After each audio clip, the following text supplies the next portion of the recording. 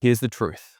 Doesn't matter how hard you work if you're climbing the wrong ladder. Most people set goals, hustle harder, and try to stay disciplined, but almost nobody reviews where they're going, what they're doing, and if it's working. And that's why so many people stay stuck doing the same things over and over year after year. Because here's my simple promise. By the end of the video, you'll have systems in place that you can review, reflect, and realign as soon as life throws you off balance. This is part 5 of 5. If you haven't watched the other 4 parts, please go back and do so, where we go over our foundations. What is holding you up and holding you back? Your goals, whether you're pursuing the right goals in love, life, and work. Your control or mindset, your worries and that voice in your head and what it's saying. Habits, whether your automatic behaviors are helping you or hindering you. And the review, what we're doing today. One thing to move you forward if you're moving down the wrong path or if it's just a waste of time. And this video is why you never learn from your mistakes, but how to fix them. Why we fall off track. Life gets to us all, stress piles up, we get busy, and old habits creep back in. If you've done previous part of going over habits, you'll understand why the old habits creep back in. And before we know it, we're back to our old same cycle we promised ourselves would break. I've been there myself. I slip back into old habits all the time. But most important thing is taking that step up, attempting to fix it again and again, even if it feels like you're relearning the same lessons, because most of the time we actually are. That's how growth works. It's messy, it's imperfect, but it keeps us moving forward. Falling off track doesn't mean you failed. It means you're human. These 5 parts all took me a better part of 5 years to actually fully understand, implement, and action. I hope you find this information useful, but if you are struggling, feel free to reach out, comment, reach out to me on Instagram, or click the first link in the description.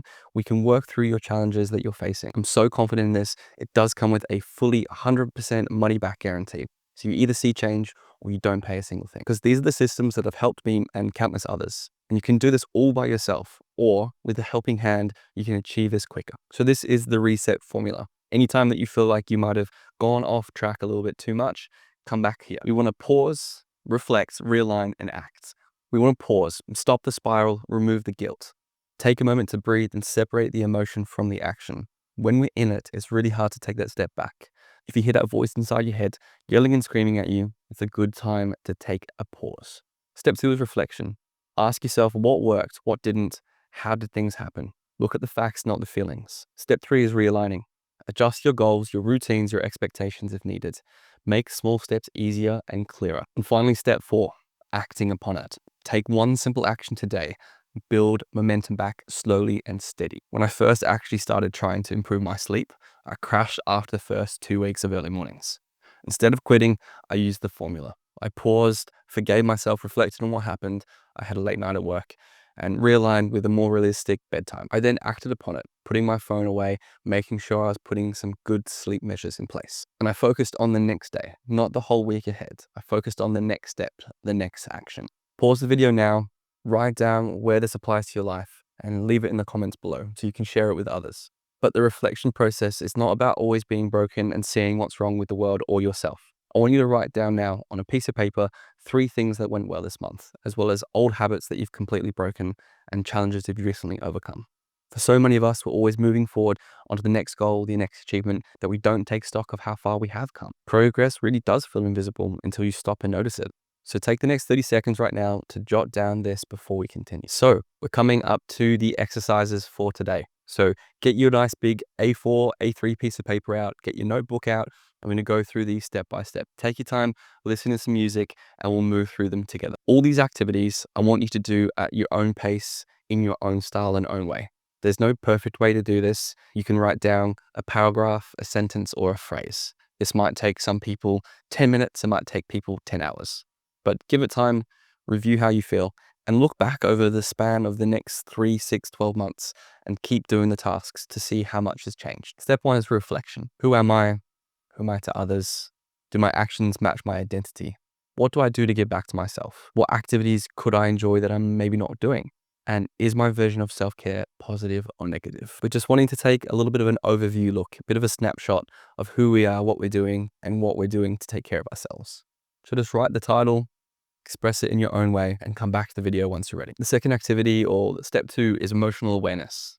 We want to make sure that we're aware of how we're processing things. Review: when I'm happy, I express it by. When I'm sad, I express it by. When I'm angry, I express it by. When I'm tired, I express it by. And when I'm hungry, I express it by. This reflection isn't only for you, but the people around you. How you're showing up. But when we have a better understanding of ourselves, we have a better understanding of the people that we love and the people that are around us. Our dickhead boss might not be a dickhead, but he might be just struggling with what he's going through. You might be able to resent him a little bit less and process things a little bit easier, especially if he's going through a divorce or struggling with physical or mental health, or he might be the most burnt out person ever, and you might need to send him in this video. Step 3, or activity number 3, is our relationship review. We want to review our relationship with strangers, the people in our workplace or our business, the friends we're hanging around with, our relationship with our siblings, our parents, and our partner. Ask yourself questions of, how do I treat strangers? How is my relationship with my friends, family, or my partner? What actions could I do to improve each of these categories? Talking to the barista and learning their name. Learn one interesting thing about a work colleague, or call a friend you haven't spoken to in years.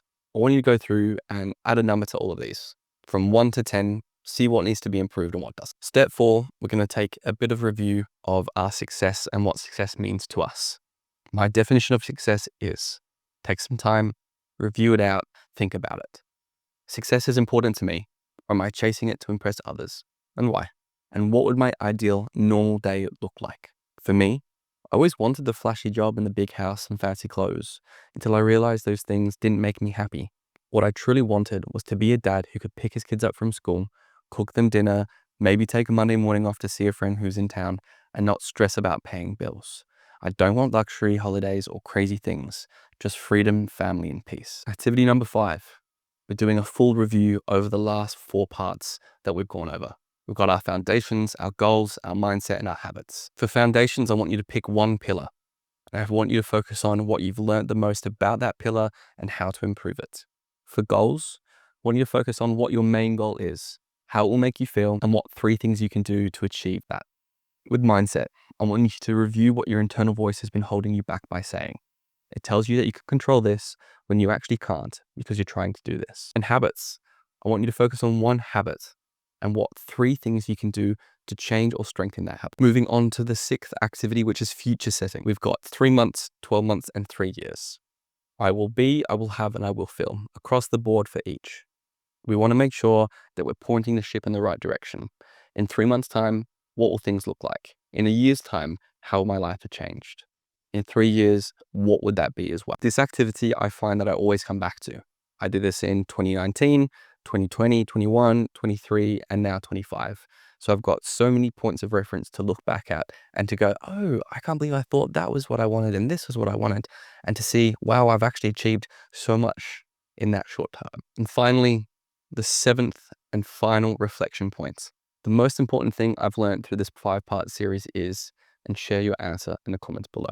Make sure you take your time to go over all those activities, all those questions. Maybe you want to open the page and keep it open for a week or a month to be able to really dissect and move through those questions. I want to say thank you for being a part of this journey, going through these 5 parts of foundations, goals, mindset and control, and habits, as well as this final review to reflect upon where you're going, where you're heading, and what you should be doing. And if you're needing assistance and wanting to work through it together, click the link in the description, reach out to me directly. I'm there to help and I want to support you through these challenges. I also want to take a second to say thank you. Not a thank you to myself, but a thank you to yourself for putting yourself first, moving through these applications, processes, and reviews, because these are the things that are important to us and to moving forward. It takes time, it takes energy, and takes effort, but I believe in you and you should believe in yourself. If you have any questions, feel free to reach out to me. I'm here to help. Thank you again.